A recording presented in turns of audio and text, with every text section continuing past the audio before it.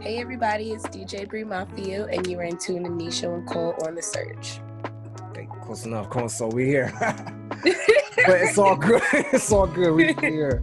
Shout out to beer mathematics, by the way, because like somehow they're interconnected, but beer led to the mathematics of how you're able to engage your audience. So yes, win-win. What up, good people? We're back once more with The Surge. I am NishoSoul, one half of the name, 130, your favorite plugged-in trio. I gotta rep my people with the ounce today. Shout out to our good people in the ounce. But I got with me somebody I've been trying to get on The Surge for like a break. We are here at last. We got DJ Ambassador. I can't even list all the stuff she's got going on, but it's all good. 1/3 of Trill Rebel Mafia. We got DJ Bri Mafia. Bri, what it do?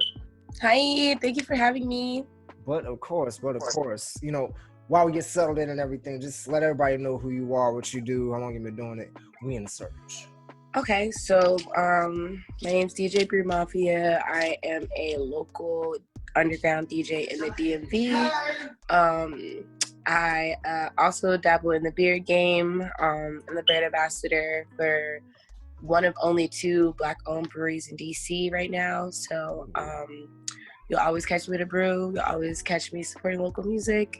And I'm into like my 8th or 9th week of For the DMV, where I just make like 20-minute mixes featuring up to like 8 artists, and just, you know, showcase their local music, give them content to promote. And yeah, that's what I've been doing since quarantine. So. And you pretty much just covered all my questions. Now I can. Yeah, but we can. That was pretty much a whole resume. I can take it. Was pretty much there. That's a whole resume anyone would be envious of. But let's start with the DJ part. When did you first start DJing?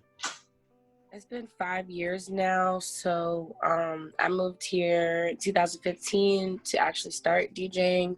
But my uncle was a DJ, and he DJ'd like my whole high school career. So I promoted in high school. I was like known for doing that on MySpace. It's really crazy. Like, Delaware is a party state. I try to explain that to people all the time. Like, we've been getting active. So from like 8th grade up until like my senior year, that's what I did, was actively promote parties, and I was just real big in the music scene there. So took that to school in North Carolina, but I really wasn't impressed with the DJ scene. So it convinced me to get active. Dig. Like you well traveled, Delaware, went down south, coming down here. Like you well traveled. Yeah, my grandparents have been living here. They've lived in Largo or Bowie.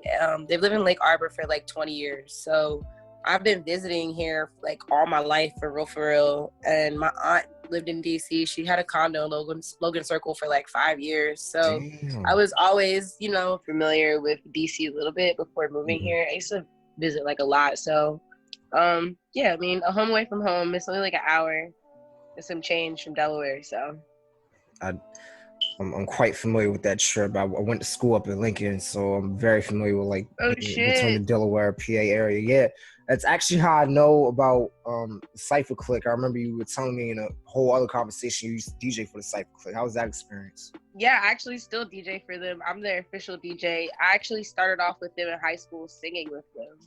Whoa, so, what? Yeah, that's how I know Cypher Click. I used to do their background vocals and do their choruses in a lot of songs when I was in high school. Nice.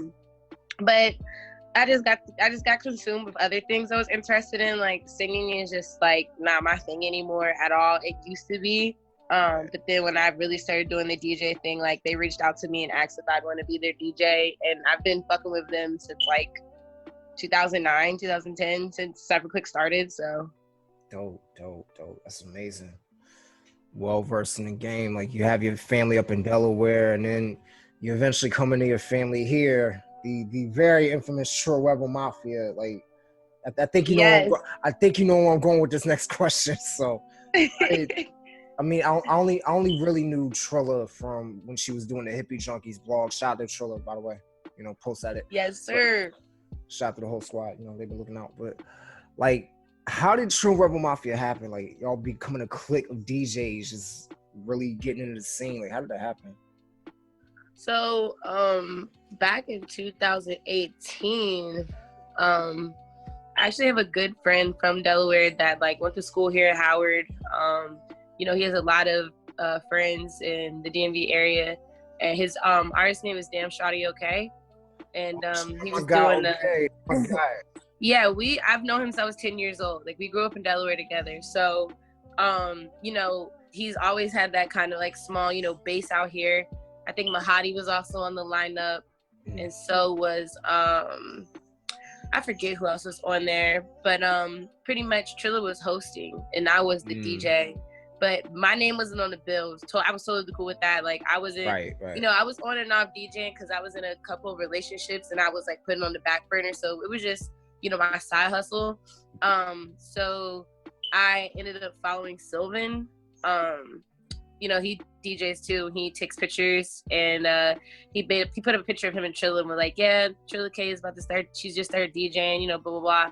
So like when I saw it, I instantly just DM'd her, and I was just like, hey, like I DJ too. I've been DJing a couple years now. Like if you ever want to get up and like practice, And she was like, yeah, like I'd love to. And I'm like, oh, all right, cool. So I think like that same week, we linked up.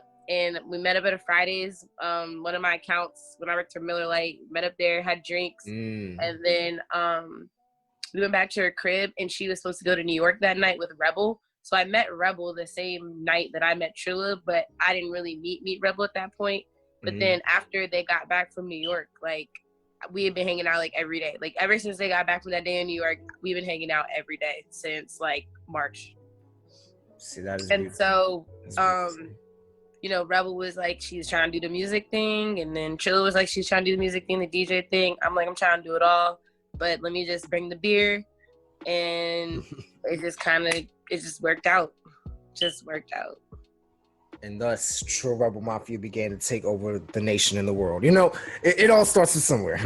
We were starting to, until quarantine tried to get us. So it tried to stop our hustle, but niggas still been going crazy, so. Shout out to quarantine, fucking everybody plans up. Right. Yeah, but just the transitions of how you've been able to like navigate and grow and find people to grow with you. It's always dope to see. It's definitely dope. Yeah, you grow into your interests, and I've noticed the mention of beer quite a few times. So that led to you having a sponsorship with a couple different people, and then your own podcast, Brews and Views. So like, how did the beer love turn into like affiliation with different beer companies and then going into Brews and Views? It actually, so like I've liked beer all my life. It's like I thought that like everybody was playing beer pong and like flip cup and shit in high school, but apparently like that's not the truth. And so I got to A&T and I'm like buying 40s of beer, like, and I'm like buying like cases of beer when I go to Elizabeth City, like to play flip cup. And then I worked for Buffalo Wild Wings, Virginia Beach, and like they made me try all the beers. And then like I didn't know that they were craft beers. Like I just been drinking like Bud Light, and Coors Light and fucking Keystone all my life. So I was like, oh shit, there's actually beer that tastes good. Like, wow. And like local beer. Oh wow, this is amazing. It's a whole new world. There's beer other than the bottom kind. So then like when I came here, I would just tell people like, yeah, you should try this beer. And they're like, well, this black girl know about this beer. Like, I'm like, no, trust me, like it's good, like for real, try it.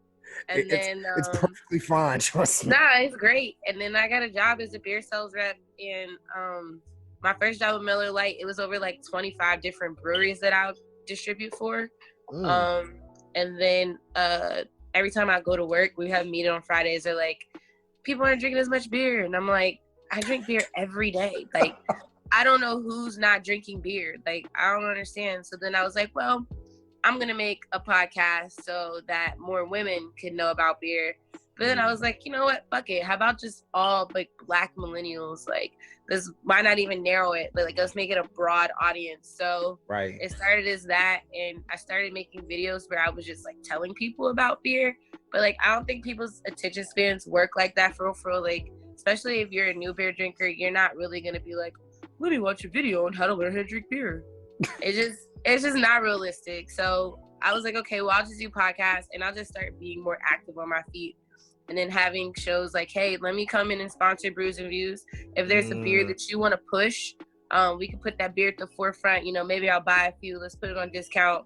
Let's do some beer education and, you know, try to promote it from there, because it's just, beer is just a lane nobody's really tapped into.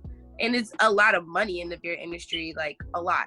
So, you know, I feel like if beer companies collab full 100, like with local artists or just artists in general, it could, you know, everybody could gain a lot of bread in their pockets. It's all in a matter of giving back. Like, facts. A lot of valid points being made. It's like you're creating a lane that not a lot of people are tapping into, and then it harkens back to community. That's been like a big central theme, like what you've been moving on, and that's really dope. My motto is you start local, then you go global. So, you know, you can't go global without the support of, you know, because what are you going to come back to? You know, exactly. That's it. If you do go global, like, you have to have a strong foundation at home. Like, I wouldn't be able to do what I do here in the DMV if I didn't have a strong foundation in Delaware. Right. That's just period. Like, you know, I'm still cool with a lot of people from Delaware. I've done gigs in Delaware. So, you know, if I didn't have that support from back home, you know, who's to say that I would have, you know, the strength to be the person that I am here. So that's it. You find that strength to really push the people around you forward. And this is where the humble brag comes in, I believe, for both of us and what you've done for the area, what you do. A series that a lot of people are slowly getting hip to, that you're starting to build up, and it's been getting incredible momentum for the DMV. How did this start? I mean, before I even get to like how I even got hit to it, like how did Vote the DMV start? So it originally started, it wasn't a compilation. I just did one mix called For the DMV back in April. A platform called 0106 Plus Radio in California asked me to do a live set. And I'm thinking like, okay, well, if I'm going to do a set that's based in California, it'd be cool to play music from out here in the DMV since I'm here. So that first mix was like 45 minutes long. It didn't, you know, I didn't do any content because I didn't like plan it ahead. I just was like, there's gonna be artists from the DMV. Right. So after that had happened, I'll be honest with you. So, you know, there've been a couple conversations between me, Trilla, and a couple of other prominent DJs in the area, and you know, they were just trying to create these platforms or outlets for artists, but I just thought it was subpar. Thought it was lazy. You know, I don't think that artists should have to prove themselves and, you know, do so many things in order for people with a platform to give them a voice. So I just thought that playing 30 seconds of a song and then not paying attention to the comments is not a productive way to get local music out. So I was like, you know what? Like, how about this? I'm going to do a second for the DMV. And when I tweeted that, I wasn't expecting all I wasn't expecting as many of the responses that I received. So I got over 200 emails, over 250 songs that I downloaded.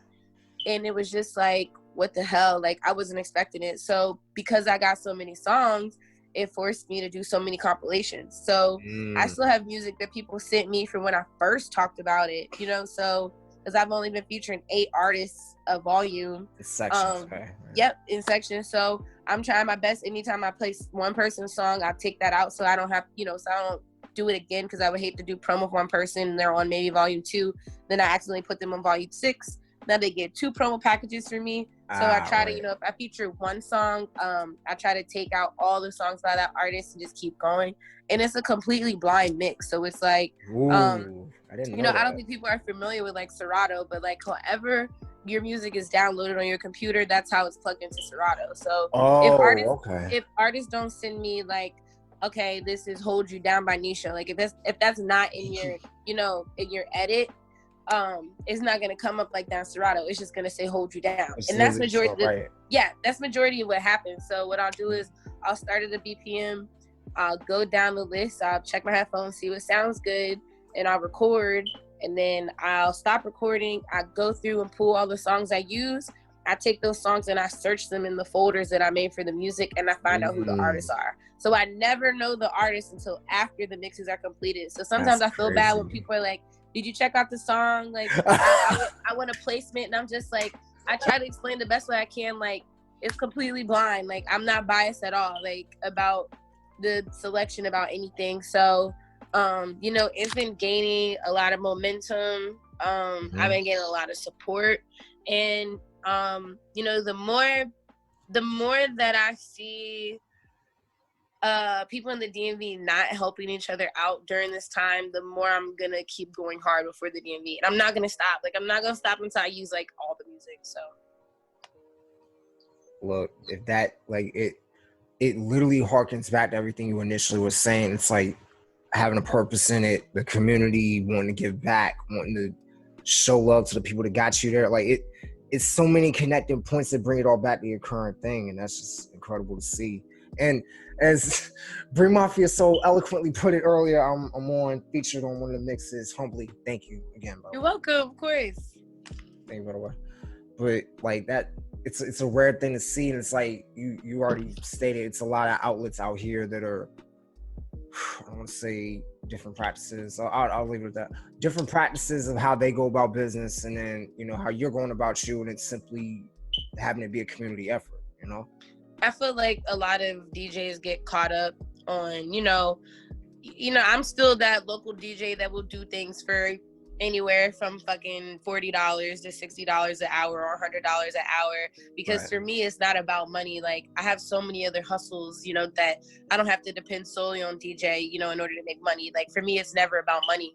So it's like when you have DJs that, you know, start doing these other things and they're getting a, you know, a bigger piece of that pie, you know, they're not going to resort to maybe the things that they were doing prior to before being a DJ. And that even comes with music, local music especially. So I just like, for me, I just feel like that's just lazy work ethic. So it's like, okay, so you mean to tell me that because you're at a certain spot now, like, my music has to hold weight this way, that way, in order for you to pay attention to it, not realizing that those same people have those resources that can make those songs like that. I just don't understand. If you're on the radio and you're supposed to break records, you know, your opinion holds a little bit more weight because you are on a platform that's broadcasted all over a community. So it's like, why would you wait for, are you literally waiting for local support to be like, okay, this song could be hot, but how could you promote anything in the streets without the help of any of these kind of platforms? Or having one of those people say, hey, I see potential in this. You know, I personally feel like it has potential. You know, let me see what I can do, what strings I can pull in order for us to get you on the radio or do an interview or something of that nature. Or, you know, it's like they literally want you, they literally want you to suck your dick in order to prove that you're valid. Like, they want you to kiss ass and do all this extra shit to be like, okay, now I can pay you some attention. So you mean to tell me that DJs out here are only going to pay attention to you unless you have a little bit of clout, versus if you have big potential? Okay, I see where this is going.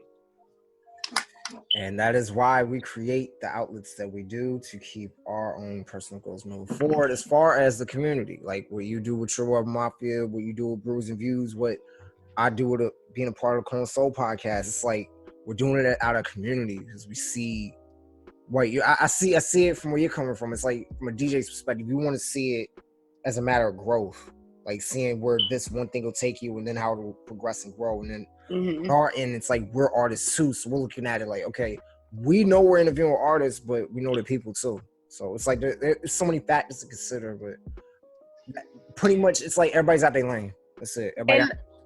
If people paid attention to numbers, because like authentic audiences will always hold value more than a big audience. And just because you have a big audience doesn't necessarily mean that majority of those people are engaging. So like, for instance, like, I only have 1,800 something followers on Twitter, but that tweet today about how I'm trying my best for my platform gained over 2,000 impressions and over 100 responses. So, you know, if you do the math, that's 100% engagement. If 1,800 of those people saw the tweet, even if they didn't interact with it, they saw it. You know, that's engagement. It came. Now, the engagement in regards to mentioning and responding, because not everything worded in response, just the fact that it saw that many people with the small platform I had means that there are other people within my audience sharing my voice. Exactly. So it's like, why don't you go on people's Instagrams, or you go on my SoundCloud? Okay, Bri only has 100. She only has 100 followers on her SoundCloud, but she's averaging 100 to 500 plays on For the DMV. Okay, that's damn near 100% to 500% engagement on my audience. You want to go on Twitter, I have 2,800 followers, but I'm getting at least up to 300 to 500, 600 likes on a post. That's damn near 25% engagement. So, if you want to talk about authentic audiences and people who have platforms, how about you see who's actually interacting? Because I'd be damned if I have 10,000 followers and I'm only getting 200 likes. Exactly. Or I'd be damned if I'm on Twitter and I got 11,000 followers and only 6 people are engaging with me, and I'm supposed to be a pop and DJ and I'm asking what the biggest record is and it's crickets. So that means that your platform holds no weight, or nobody wants to engage with you because you have that platform for what? With no accessibility, and you don't do anything with it. So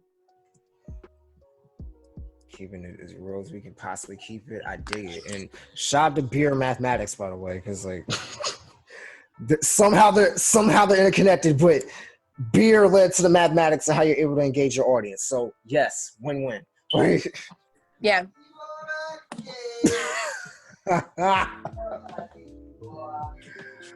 Oh, the love going in this house all the time. I mean, hey, literal brews and views. I can't blame you. Yeah.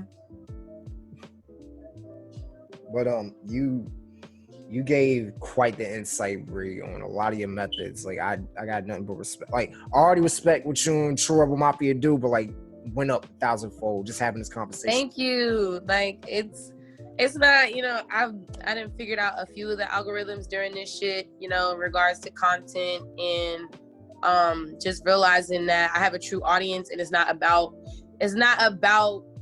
gaining more people in my audience. It's about staying true to my authentic audience and doing the best that I can for them, because I am in a different position and do have access, like Trill is over here recording intros for me for like the next Go to DMV. Mark is making all the graphics. Like my roommate, best friend from college, Mark, that lives with us, like literally has created every single graphic. I've created the animations.